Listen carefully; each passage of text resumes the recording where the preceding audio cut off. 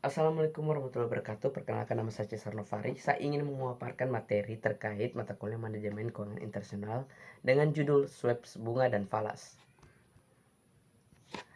Nah, yang pertama ada pendahuluan.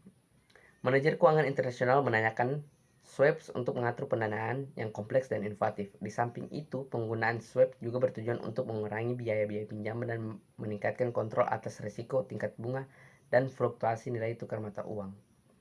Pada bab ini dibicarakan struktur dan mekanisme dua tipe dasar swaps, yaitu interest rate swaps dan currency swaps. Rekayasa keuangan akhir-akhir ini mengalami percepatan terlebih lagi didorong oleh keberadaan informasi teknologi informasi.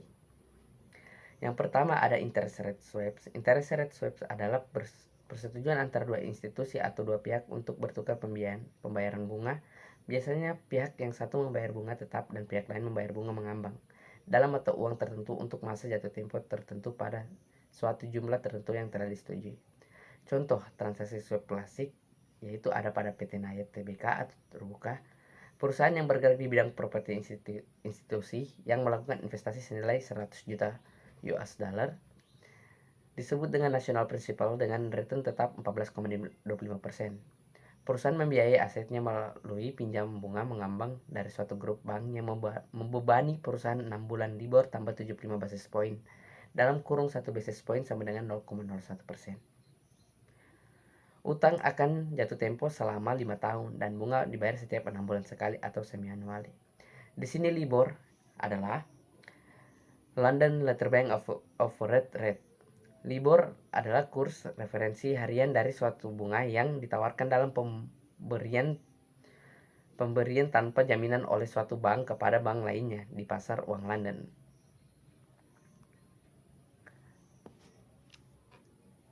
Di sini ada currency swap. Selain berdasarkan tingkat suku bunga, kontrak swap juga dapat dilakukan antar mata uang atau yang lebih dikenal dengan currency swap.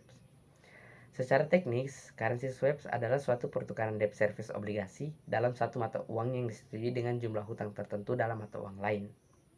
Dalam currency swaps dikenal dual currency bond swaps, yaitu di mana currency swaps melibatkan dual currency bond swaps pembayaran proses dan interest rate. Ditetapkan dalam mata uang asing, prinsipal pembayaran kembali ditetapkan dalam dolar. Adapun keuntungan ekonomis dari segi swaps ada 3 poin.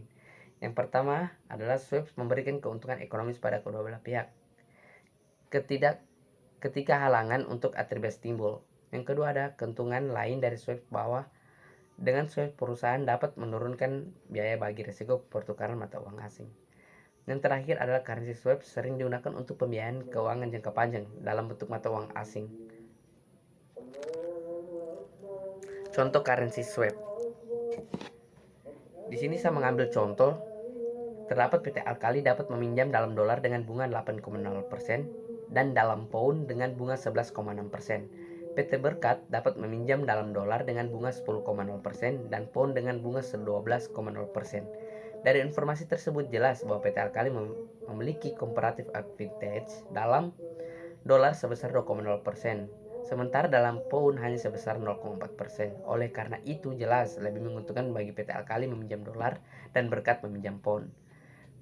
Tetapi, bagaimana jika PT Alkali ingin mendapatkan pound guna pembiayaan investasi di Inggris, sementara PT Berkat ingin meminjam dolar karena untuk pembiayaan di Amerika? Oke, kedua perusahaan sebaiknya meminjam di mana? Mereka memiliki advantage terbesar. PT Alkali meminjam dolar dan PT Berkat meminjam pound. Dengan demikian, potensial cost saving adalah sebesar 2,0% sampai 0,4% atau sebesar 1,6% per tahun. Pound di sini definisikan adalah satuan massa dalam sistem hitung satuan imperial. Pound digunakan di negara seperti Amerika Serikat. Satu pound setara 453,6 gram. Tapi di sini saya masih agak bingung juga sebelumnya. Di sini juga ada yang mendefinisikan pound itu sebagai mata uang Britania Raya dengan nilai kurs yaitu 19.000. Mungkin kalau misalnya ada salah mohon dikoreksi.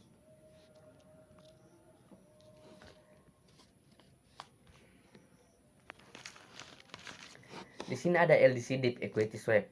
Perkembangnya pasar modal belakangan ini memungkinkan bagi para investor untuk memperoleh hutang eksternal dari negara yang kurang berkembang atau biasa disebut less developed countries atau disingkat LDC untuk memperoleh modal atau mata uang domestik dalam negara tersebut.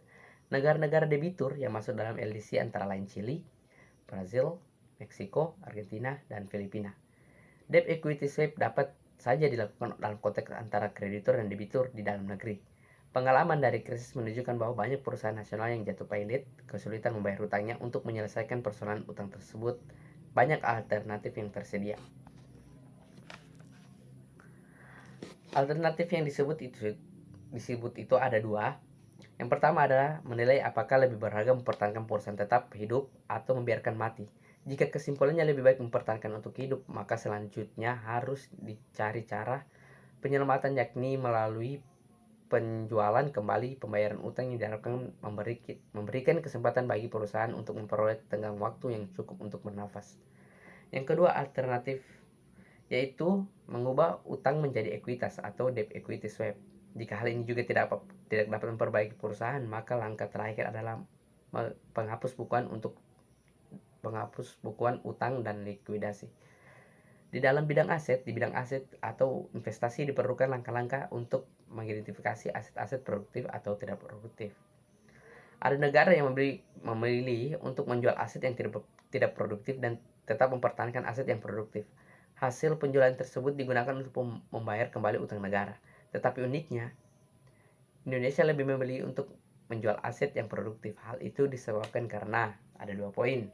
Yang pertama, Indonesia dihadapkan pada kebutuhan uang tunai untuk pembiayaan pembangunan. Yang kedua, yaitu agar aset produktif berupa perusahaan negara tidak dijadikan sapi perah oleh individu-individu dari departemen yang memiliki kewenangan. Memang ada rasa skeptif terhadap kebijakan semacam ini. Jangan-jangan akhirnya uang hasil penjualan aset produktif habis dipergunakan untuk menyehatkan aset yang tidak produktif. Sekian dan terima kasih dari saya. Semoga materi ini dapat membantu untuk orang awam terkait keuangan internasional.